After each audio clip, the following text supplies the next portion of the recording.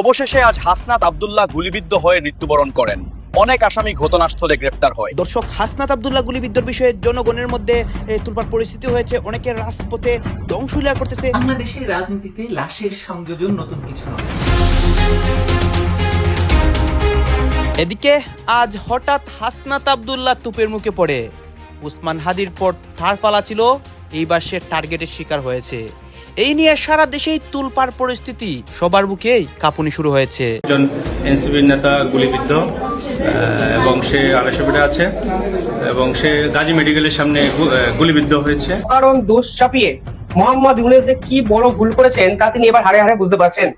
এবার বাংলাদেশের সাম্প্রতিক সময় ভয়াবহ পরিস্থিতি নিয়ে একযোগে মুখ খুললেন আমেরিকা এবং রাশিয়া। পরিস্থিতি কিন্তু দিনকে দিন খারাপ হচ্ছে এবং বাংলাদেশের জন্য একটা দুর্ভাগ্য বটে যে বাংলাদেশের সাম্প্রতিক সময় দুটি নৃশংস মৃত্যু ঘটেছে।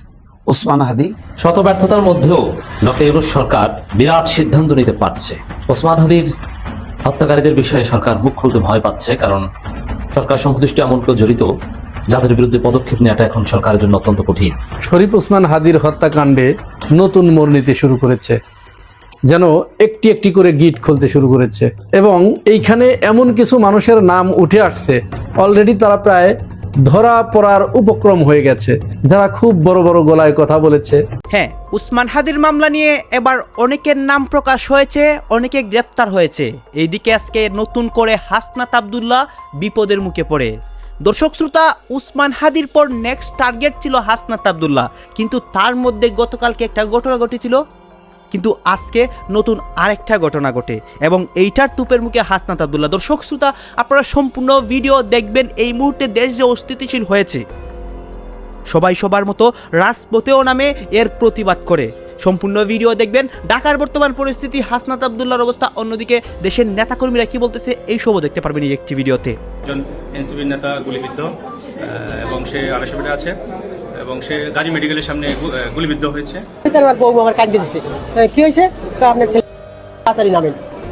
এই পর্যন্ত আমি জামাটা ছুরি হালাইয়া আমি লাফাই খুঁজি, বাবা সূক্ষ্ম বিচার চাই। রাজধানীতে জুলাই গণ অভ্যুত্থানের সম্মুখ যোদ্ধা, ইনকিলাব মঞ্চের মুখপাত্র ও ঢাকা ৮ আসনের স্বতন্ত্র প্রার্থী শরীফ ওসমান হাদিকে গুলি করে প্রাণনাশের ঘটনার রেশ কাটতে না কাটতেই এবার একই কায়দায় হামলার শিকার হয়েছেন জাতীয় নাগরিক পার্টি এনসিপির খুলনা বিভাগীয় প্রধান ও শ্রমিক শক্তির কেন্দ্রীয় সংগঠক মোতালেব শেখদার। এনসিপির নেতা গুলিবিদ্ধ এবং সে আড়াইশো আছে।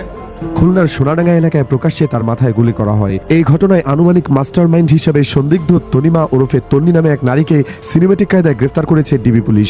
এনসিপি নেতাকে গুলি করার বিষয়ে আরও কি কি জানা যাচ্ছে, এছাড়াও কেন ওই নারীকে গ্রেফতার করলো ডিবি পুলিশ, চলুন বিস্তারিত জেনে নেওয়া যাক।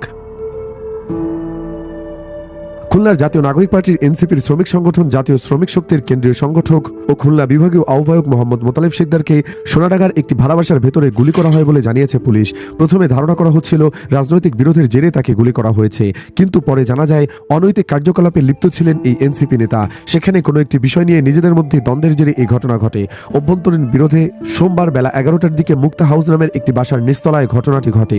এই ঘটনায় প্রাথমিকভাবে রাজনৈতিক কোনো সংশ্লিষ্টতা পাওয়া যায়নি। গুলিবিদ্ধ মোতালেব এখন শঙ্কামুক্ত, তবে যে বাসায় ঘটনাটি ঘটেছে সেটিতে থাকেন এনজিও কর্মী তন্নি, যাকে 6 ঘন্টার মধ্যেই সাঁড়াশি অভিযানে গ্রেফতার করা হয়েছে। জানা গেছে এনজিও কর্মী ওই তরুণী এই বাসায় নিয়মিত রাত কাটাতেন গুলিবিদ্ধ মোতালেব।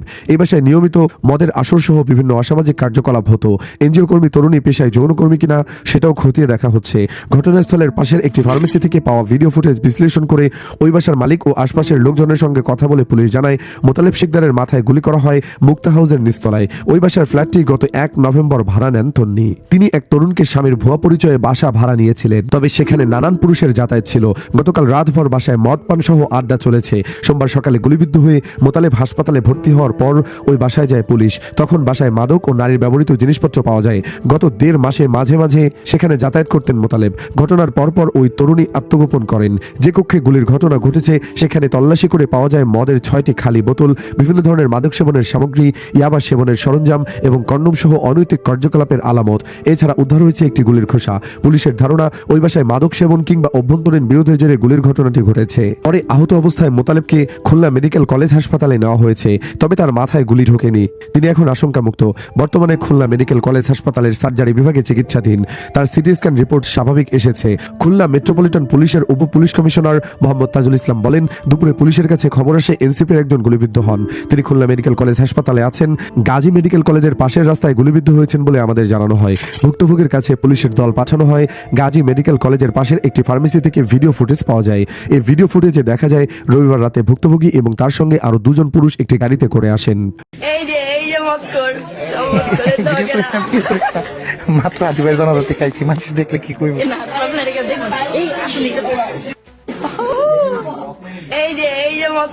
বাংলাদেশের রাজনীতিতে লাশের সংযোজন নতুন কিছু নয়। সব সময় আন্দোলনকে সফল করতে একটি লাশ ফেলে দেওয়া গেলে সে আন্দোলন সফল হতে সময় লাগে না। সে নিরাপদ সড়ক আন্দোলন হোক কিংবা কোটা সংস্কার আন্দোলন। আপনাদের মনে থাকার কথা যে বিশ্বখ্যাত ফটোগ্রাফার এবং ফিলিস্তিন অ্যাক্টিভিস্ট শহীদুল আলমের সেই ভিডিওর কথা। নিরাপদ সড়ক আন্দোলনের সময় তিনি আওয়ামী লীগ অফিসে লাশ এবং ধর্ষণের মিথ্যে সাক্ষাৎকার বিদেশি গণমাধ্যমে দিয়েছিলেন। কেন দিয়েছিলেন বলুন তো? দিয়েছিলেন সেই সময়েই 2024 সালের আগস্টের ঘটনা যাতে ঘটানো যায় সে কারণে। 2024 সালের আগস্টের ঘটনা ঘটাতে লাশের গুজব ছড়িয়ে আন্দোলনকে আরো সহিংস করে তোলা হয়েছিল। একই কাজ তিনি নিরাপদ সড়ক আন্দোলনের সময় করতে চেয়েছিলেন, কিন্তু ব্যর্থ হয়েছিলেন এবং গ্রেপ্তার হয়েছিলেন।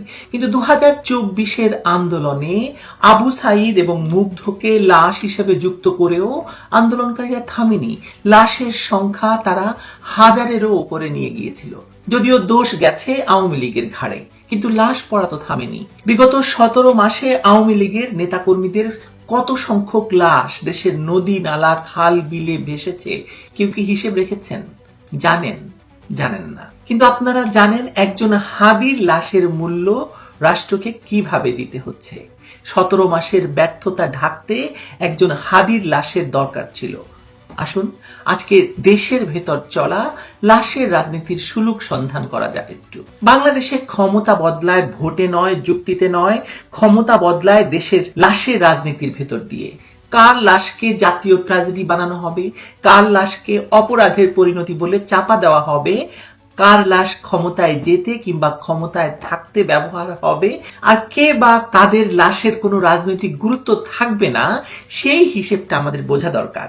এই লাশের গুরুত্বের বাছাইটা এতটাই নিষ্ঠুর যে আপনি খুব সাধারণ চিন্তা দিয়েও একটা প্রশ্ন তুলতে পারবেন যে আবু সাইদ বা হাদির লাশ যদি রাষ্ট্র, মিডিয়া, দল, অ্যাক্টিভিস্ট, আন্তর্জাতিক খেলোয়াড় সবাইকে একসঙ্গে নাড়াতে পারে, তাহলে একই সময়ে হাজার হাজার আওয়ামী লীগ নেতাকর্মীর মৃত্যু কেন কোনো রাজনৈতিক টার্নিং পয়েন্ট তৈরি করছে না? তাদের লাশ কি কম দামি, নাকি তাদের লাশকে মূল্যহীন বানিয়ে দেওয়াটাই ক্ষমতায় টিকে থাকার শর্ত? ইউনূস সেই কাজটাই খুব সফলভাবে করছেন। কি প্রশ্নটা অযৌক্তিক মনে হচ্ছে? মোটেও অযৌক্তিক নয়, বরং বাস্তবতা হচ্ছে এটাই ইনফরমেশন ওয়ারের স্ট্র্যাটেজি। এখানে লাশের মূল্য কোনো নৈতিক মানদণ্ডে নির্ধারিত হয় না, নির্ধারিত হয় ইউটিলিটি বা কারা কিভাবে লাশের ব্যবহার করছেন তার উপর। কার মৃত্যু দিয়ে নতুন ন্যারেটিভ বানানো যায়, কার মৃত্যু দিয়ে শত্রুপক্ষকে ঘায়েল করা যায়, কার মৃত্যু দিয়ে রাষ্ট্রকে আরো ক্ষমতাবান করা যায়, কার মৃত্যু দিয়ে আন্তর্জাতিক সমর্থন টানা যায়, সেই লাশই আসলে মূল্যবান। বাকি পরাজিত পক্ষের লাশ যেন ভাঙতি পয়সা, পকেটে আছে কিন্তু বিনিময় করা যাচ্ছে না, যায় না, খালে বিলে নদীতে পড়ে থাকে, কারা হেফাজতে ঝুলে থাকে। এসব লাশের কোনো মা বাপ নেই। শত ব্যর্থতার মধ্যেও ডক্টর ইউনূস সরকার বিরাট সিদ্ধান্ত নিতে পারছে। আমরা এই ক্ষেত্রে সরকারের পাশে আছি। ওসমান হাদির হত্যাকারীদের বিষয়ে সরকার মুখ খুলতে ভয় পাচ্ছে, কারণ সরকার সংশ্লিষ্ট এমন কেউ জড়িত যাদের বিরুদ্ধে পদক্ষেপ নেওয়াটা এখন সরকারের জন্য অত্যন্ত কঠিন, অথবা এমন রাজনৈতিক শক্তি জড়িত যাদের বিরুদ্ধে পদক্ষেপ নিলে বা যাদের নাম বললে নির্বাচন বানচাল হয়ে যেতে পারে। যার ফলে সরকার ওসমান হাদি হত্যার কুল কিনারা জনগণকে জানাচ্ছে না, কিন্তু আমরা কিন্তু বুঝে গেছি যে কারা কি করেছে। আমি নানান আলোচনায় বলেছি এর সাথে সরকারের একটা অংশ জড়িত। বিশেষ করে ওয়াকারের নেতৃত্বাধীন যে প্রশাসন আছে, নিয়ন্ত্রিত যে প্রশাসন, যারা ইউনূসের কমান্ড মানে না, এরা এখানে জড়িত থাকতে পারে, ডিজিএফআই এবং বিএনপির সাথে জড়িত থাকতে পারে। এবং আওয়ামী লীগের জাস্ট শুটার, এখানে আওয়ামী লীগ ওইভাবে জড়িত না, আওয়ামী লীগের জাস্ট শুটার, কিন্তু ঘটনাটা ঘটিয়েছে অন্য বিএনপি রিলেটেড, এবং এগুলো ইউনুস বলতে পারছে না। এই ব্যর্থতার মধ্যেও যেহেতু এই সব কিছুর পেছনে হচ্ছে ভারত, বিএনপি যদি ওসমান হাদি হত্যার সাথে জড়িত থাকে, তার পেছনেও ভারত। ভারতের কারণে ভারতকে সন্তুষ্ট করতে, ভারতের মন পাওয়ার জন্যই বিএনপি কাজ করেছে। এবং সন্দেহ আরো ঘনীভূত হচ্ছে, আপনারা দেখেছেন যে ওসমান হাদি হত্যার প্রতিবাদে গেছে ছাত্র দলের এক নেতা, তাকে বহিষ্কার করে দিয়েছে। এর মানে ওসমান হাদি বিএনপির শত্রু। ওই যে জানাজায় গেছে, কফিন হয়েছে, ওগুলো সব নাটক। বিএনপির প্রচন্ড ক্ষোভ যে ওসমান হাদি পারলে ওকে মরার পর মারত যদি সুযোগ পেত। এবং ভিতরে বিএনপির ইন্টারনাল মিটিং গুলোতে অথবা বিএনপির পান্ডারা তাদের স্ত্রীদের কাছে, গার্লফ্রেন্ডের কাছে ক্ষোভ দেখায় যে ওরে যদি পারতাম আবার মারতাম, কারণ ওর কারণে বিএনপির আজকে আরো করুণ পরিণতি হয়েছে। তো দর্শক, এগুলো নিয়ে সরকারের ব্যর্থতা আছে, কিন্তু সবকিছুর পেছনে ভারত। বিএনপি তারেক রহমান যেহেতু ভারতকে মুসলেকা দিয়ে বাংলাদেশে ফিরছে, এ কারণে সবকিছুর পেছনে ভারত। মোহাম্মদ ইউনূস যে কি বড় ভুল করেছেন তা তিনি এবার হাড়ে হাড়ে বুঝতে পারছেন। এবার বাংলাদেশের সাম্প্রতিক সময়ে ভয়াবহ পরিস্থিতি নিয়ে একযোগে মুখ খুললেন আমেরিকা এবং রাশিয়া। এবং এই পুরো বিষয়টি এই জায়গায় যেতই না যদি অকারণ তিনি ভারতবর্ষের মতো প্রভাবশালী এক রাষ্ট্রকে টেনে বিবৃতি দিতেন। বাংলাদেশের ওসমান হাদির যে মৃত্যুর ঘটনা ঘটেছে তা কিন্তু বাংলাদেশের ইন্টারনাল সাবজেক্ট। মোহাম্মদ ইউনূস সরকার বিশ্বাস করেন বাংলাদেশের ইলেকশনও এক ইন্টারনাল ইস্যু, কিন্তু ওসমান হাদির মৃত্যুর ঘটনা কিংবা বাংলাদেশের ইলেকশন নিয়ে তিনি অকারণে ভারত বিরোধী একাধিক স্টেটমেন্ট দিতে শুরু করেন। এর ফলে কি হয়, ডিপ্লোম্যাসিতে যখন আপনি অকারণ তৃতীয় কোনো শক্তিকে টানবেন বা দ্বিতীয় কোনো শক্তিকে টানবেন, তখন আন্তর্জাতিক স্তরের কাছে বিষয়টা ওপেন হয়ে যায়। ফলে এই সহজ জিনিসটি মোহাম্মদ ইউনূস সরকার বোঝেন না। এবং যেহেতু ভারত ইনভলভ হতে চায়নি প্রথম থেকে, কিন্তু ভারতকে জুড়ে ফেলা হয়েছে, ফলে অটোমেটিকলি ভারতের সহযোগী রাষ্ট্র রাশিয়া এ বিষয়ে মুখ খুলেছে এবং পরিষ্কার বুঝিয়ে দিয়েছে যে মোহাম্মদ ইউনূসের কাছে নির্বাচন ছাড়া অন্য কোনো পথ নেই এবং ভারতকে নিয়েই তাকে চলতে হবে। মনে রাখবেন, রাশিয়ার সঙ্গে বাংলাদেশের সম্পর্ক কিন্তু এই মুহূর্তে খুব একটা ভালো জায়গায় নেই। রূপপুর বিদ্যুৎ কেন্দ্রকে নিয়ে রাশিয়ার বিপক্ষে একগুচ্ছ অভিযোগ মোহাম্মদ ইউনূসের এই ছাত্রনেতারা, এই উপদেষ্টারা এবং মোহাম্মদ ইউনূসের সরকার কিন্তু করেছিল।